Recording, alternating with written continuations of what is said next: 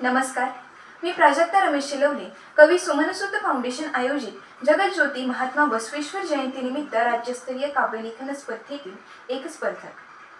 भारतातील एक थोर समाजसुधारक, लिंगायत धर्माचे प्रवर्तक, तत्वज्ञ व एक उत्कृष्ट कवी असणाऱ्या महात्मा बसवेश्वरांना अभिवादन करून मी माझ्या कवितेला सुरुवात करते.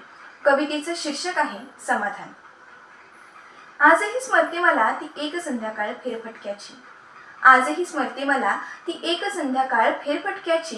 म्हटलं बघून तर यावं आपल्या दुःखाचा आवाका तो किती. तेव्हा पाहिलं तर काय, कुणी सुखाच्या झाडाखाली काटे दुःखाचे वेचत होते. कुणी सुखाच्या झाडाखाली काटे दुःखाचे वेचत होते, तर कुणी अंधारलेल्या काळ रात्री चांदणे सुखाचे मोजत होते. तर कुणी अंधारलेल्या काळ रात्री चांदणे सुखाचे मोजत होते. श्रीमंताघरच्या बाळगोपाळाला पाळणा घरात करमत नव्हते. श्रीमंताघरच्या बाळगोपाळाला पाळणा घरात करमत नव्हते. गरिबाच्या लेकराला मात्र आईचे पदर पुरत होते. गरिबाच्या लेकराला मात्र आईचे पदर पुरत होते. कुणी आनंदी जीवनातही, कुणी आनंदी जीवनातही गाऱ्हाणे नशिबाकडे मांडत होते.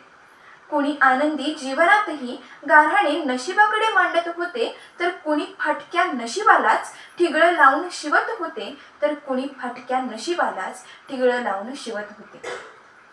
भल्या मोठ्या घरात कुणी, भल्या मोठ्या घरात कुणी एकटेच बसून रडत होते. तर कुणी फुटपाथलाच घर मानून जगत होते. तर कुणी फुटपाथलाच घर मानून जगत होते.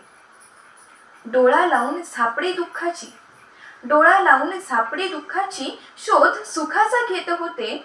तर कुणी काळ्या कुट्ट जीवनी आशेचे दिवे उजळवत होते. तर कुणी काळ्या कुट्ट जीवनी आशेचे दिवे उजळवत होते. तेव्हा एक गोष्ट लक्षात आली, जन्म नशिबाचा भाग, मरण आहे काळाचे.